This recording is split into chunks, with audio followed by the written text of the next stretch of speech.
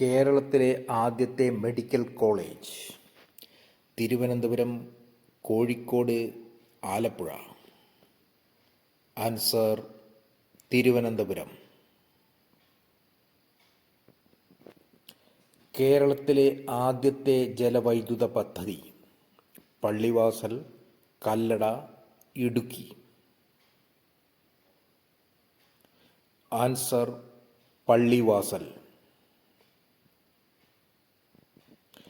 കേരളത്തിലെ ആദ്യത്തെ തേക്കിൻ തോട്ടം നിലമ്പൂർ, നെല്ലിയാമ്പതി, പൈനാവ്.